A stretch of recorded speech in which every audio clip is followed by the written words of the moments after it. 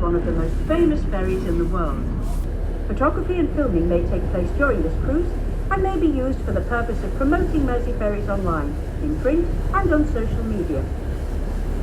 During the cruise, you will see some of Liverpool and Wirral's most famous landmarks, including the Three Graces, Wallasey Town Hall, the Mersey Tunnel's ventilation shafts, Camel Laird Shipyard, the Royal Albert Dock, and Liverpool's two magnificent cathedrals. We shall be calling at Seacombe Ferry Terminal on the Wirral side of the river. Seacombe is the gateway to New Brighton and offers the opportunity to walk along the coastal promenade to New Brighton, which is about 2.5 miles. Seacombe is also home to Eureka Science and Discovery, a new visitor attraction designed for children and young people up to 14 years.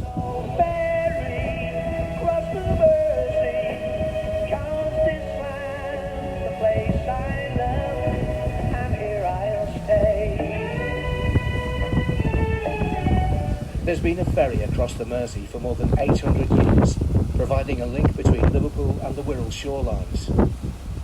Pier Head, our starting point, takes its name from the long stone pier which once jutted out into the river from the shore next to the Sailors' Church, the Church of Our Lady and St Nicholas. You can see the church at the back and to the left of the Liver building, with a golden square rigger ship on its lantern-top tower. The modern 350-metre terminal on your right is Liverpool's cruise liner berth. Cruise lines, including Cunard, Norwegian Cruise Line, Costa Cruises, Celebrity, Disney, Princess and Viking Cruises, sail into the city year-round. In all, 7 miles of docks and 23 miles of quays stretch along the Liverpool foreshore. In 1710, the Corporation of Liverpool started work on the world's first commercial wet dock, and by the end of the century, the city boasted a full dock system. Steam had revolutionised shipping, and this, combined with the Industrial Revolution and the opening up of the Americas, secured Liverpool's future as a trading city and a major port. Liverpool's unique character has been influenced by a diverse mix of races: Welsh, Irish, West Indians, Africans and Chinese.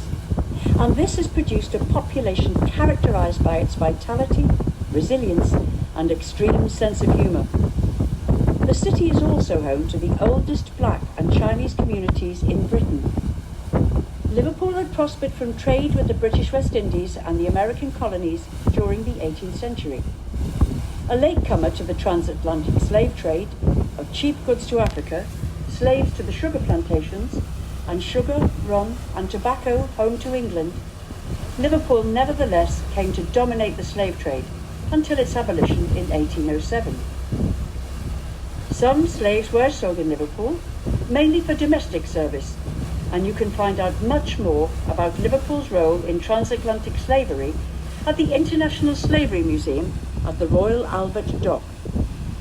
The growth of the United States of America provided Liverpool with growing volumes of trade, and new docks were opened on the Mersey in quick succession during the 1800s.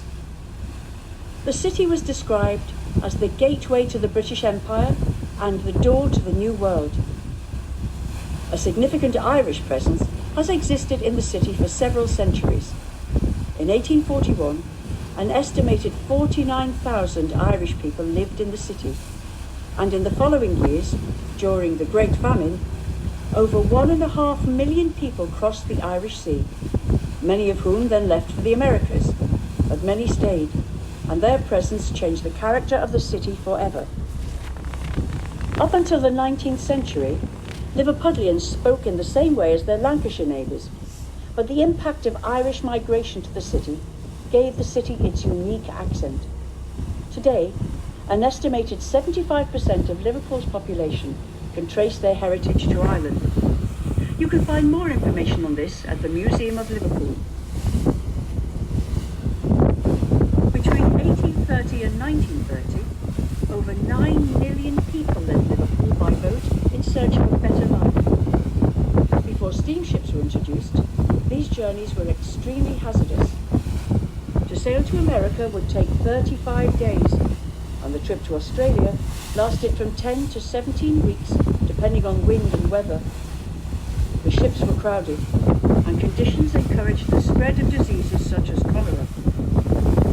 By the late 1800s, over 200 ships a week would leave Liverpool and travel to all corners of the world. Liverpool then was the most important port outside London. On the dock wall, you can see the Victorian hexagonal Salisbury Dock Clock Tower, designed by Jesse Hartley, who was responsible for much of Liverpool's dockland architecture, including the Royal Albert Dock. The clock's chief use was to check the ship's chronometer as the vessel left port, and was affectionately known as the Docker's Clock. It has 6 faces that can be seen from all...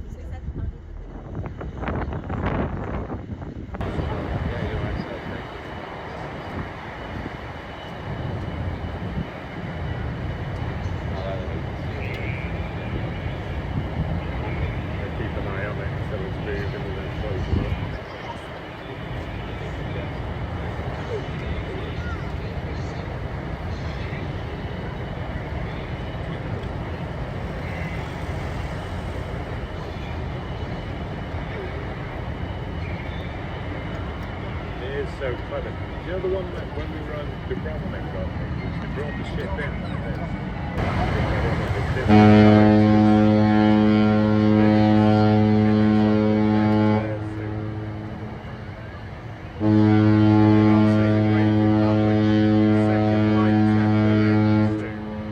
See the second light